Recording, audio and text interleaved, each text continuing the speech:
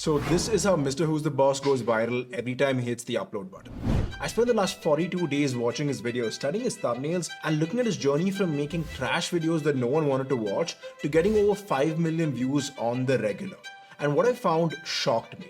Arun had 4 breakthroughs that would take him from here to here over the next 8 years, and I'm going to be giving them all to you in the next 8 minutes. Most of you know Arun, which is Mr. Who's the Boss's real name, by the way, as a massive YouTuber, but for over 2 years, he just was not able to pass the 1K subscriber mark. Here's a video from explaining why.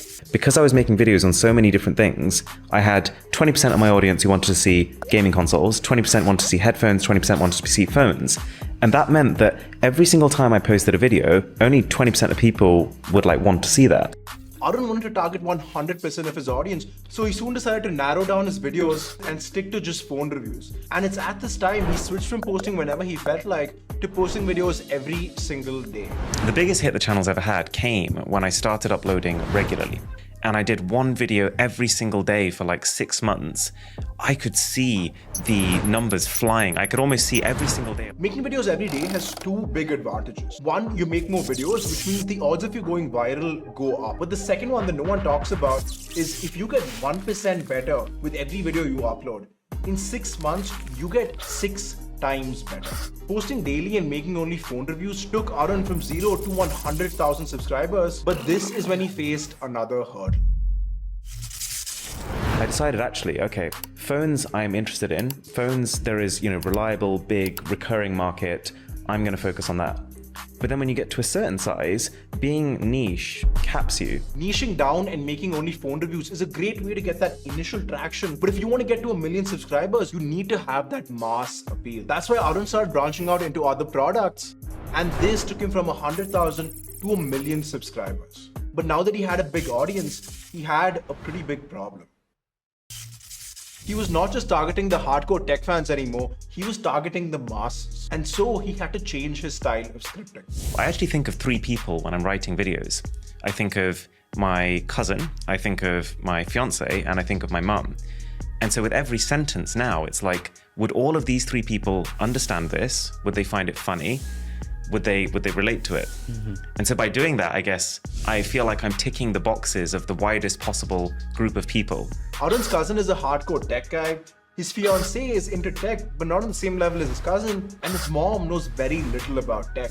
For his videos to be understood by a wider audience, Arun figured that every video he made needed to appeal to these 3 avatars. And here's a really good example of how he did that. While most YouTubers would have titled this video as a Samsung Galaxy A14 review to pull in the hardcore tech fans, Arun's video on the same phone was simply titled The World's Best-Selling Smartphone, a title that would appeal to everyone. And in the video, when most creators focused on the specs and numbers, it comes to 5,000 milliamp hour battery. Also that big old 5,000 milliamp battery inside. You get a 5,000 milliamp hour battery that can... Arun spoke about real-life use cases that regular users would find relatable.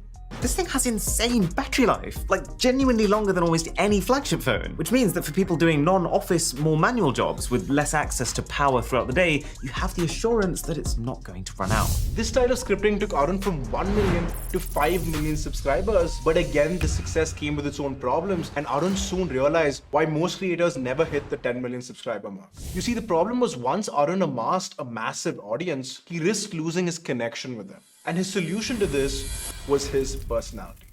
I'm I find it funny. Someone else is going to find it funny. Plus, it's my personality, right? I can't invent a new personality. If this is me and people are coming onto YouTube to connect with other people like me, I've got to be me. Yeah. That's the only person I can be. When people watch your videos for just the information in them, you become very replaceable. I could get the same tech review from a whole bunch of YouTubers. Why would I pick Arun?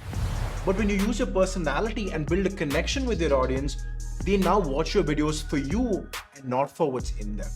We did one a while ago that was 50 facts about me. Yeah, I watched that one. And I could not believe, I posted this, I was it's gonna die, no one actually cares. And it got 8 or 9 million views. Yeah. So we're planning a follow-up now where I go even deeper into my personality, just to allow people to understand me and really understand me. And that's exactly what Arun did in a whole bunch of videos. Like in this one, where he gifted his mom her dream car, Arun combined talking tech with a heartwarming family moment. It's too much. That's too much better. And he did the same thing with his fitness journey. He reviewed the tech he used to get into shape while talking about his fitness struggles. Not to mention that I'm allergic to like 15 different airborne particles, so any moments of serenity I did manage to get only drew my attention to how blocked my nose was. Views like this get Arun a ton of sponsors. Even here, he does something most creators don't. Insisting that instead of doing the sponsored piece during the middle of the video, which would generate more income, I keep it right at the end, so that if you do decide that it's not interesting to you, it's not going to waste your time. No one likes watching a sponsored segment, which means there's going to be a pretty big drop-off in viewer attention, and that drop-off is just not worth the extra hundreds of thousands of dollars Arun would make. And that's why he keeps a sponsored segment towards the end of his videos. By the way, if you like the way this video is edited and you want my team to edit your TikToks, YouTube videos, or podcasts, this is my website. Reach out to me. I would love to work with you. Speaking of video endings, Arun does his end screens a little differently too. And so instead what I've started doing is the second I finish the key content, I'm talking about the next video. So it's literally like, and that's what happened to Samsung. Okay, for the video on this, that's there. For the video on this, that's there. End screens aren't new. Most YouTubers have them, but they're not done the right way. Here's an example of what I'm talking about. Baby Bachelor in Paradise.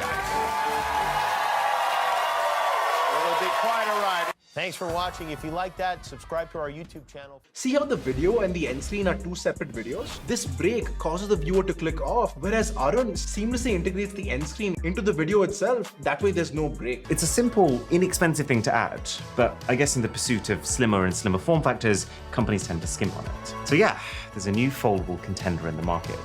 To check out probably the most elaborate proposal that you've ever seen in your life, that's here, and I'll catch you there.